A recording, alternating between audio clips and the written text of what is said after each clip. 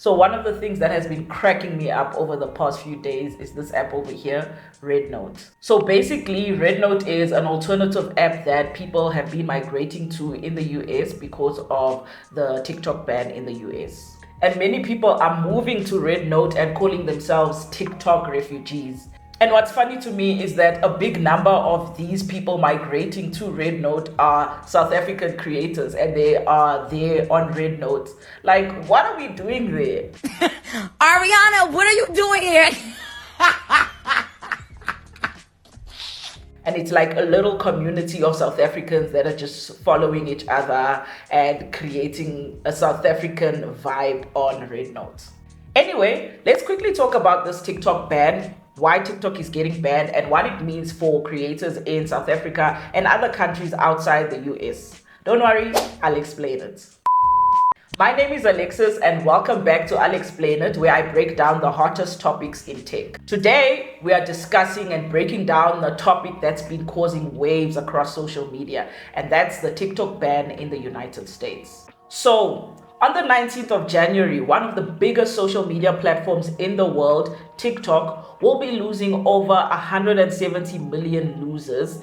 That's about 16% of their active users due to the ban of TikTok in the United States. But let's start off with why TikTok is getting banned.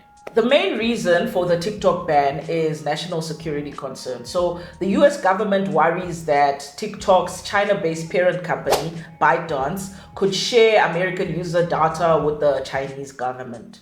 So the US Congress decided to pass a law that requires that ByteDance should sell TikTok to a US-based company by the 19th of January 2025 to avoid the ban. And this still hasn't happened, even though there are rumors of potential buyers like Elon Musk, Mr. Beast, and even Amazon. But there's no confirmation yet, so the ban is still gonna happen on the 19th of January.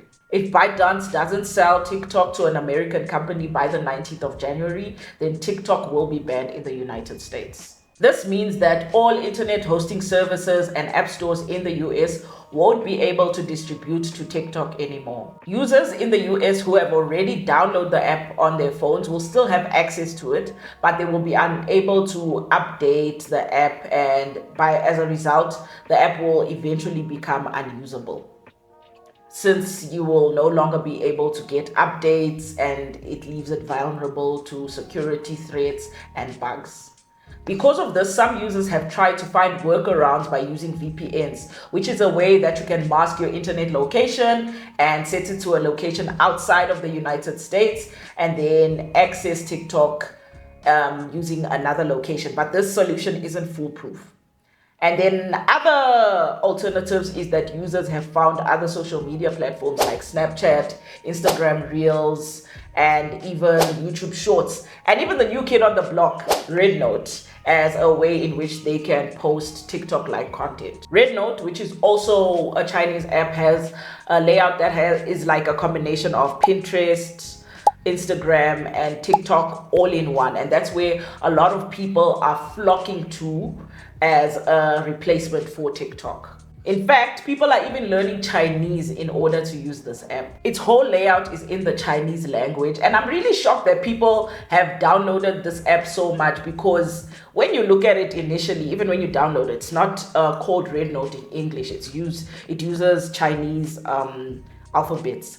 And that kind of makes it seem like a virus. But the funniest thing, as I said, is a lot of the people on the platform are South African users who aren't even directly affected by the ban. And to the point where when I checked the Apple App Store, on the social charts list, RedNote is number 1, and on the all apps charts, RedNote is also number 1. So South Africans are downloading this app as if they are also going to be affected by the ban, which is very interesting. But speaking of South Africans and countries outside the United States, how is the TikTok ban going to affect them? At the moment, there are no immediate implications, except for the fact that there won't be many American users on TikTok. But this ban could have ripple effects globally. The ruling and the ban could set a precedent for other countries that have similar national security concerns. And you know, the United States is actually not the first country to ban TikTok. In fact, countries like India and Afghanistan have banned TikTok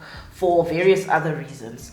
And fun fact, TikTok isn't even allowed in China. It's banned in China. They have their own censored version on TikTok that goes by Daiyun. I think I'm pronouncing it incorrectly, that they have and that they use in China mainland. But for those who are facing the ban, TikTok has allowed for users to be able to download all their information and personal data so that they can have access to all their personal information. But for my South Africans, have you downloaded the Red Note app yet?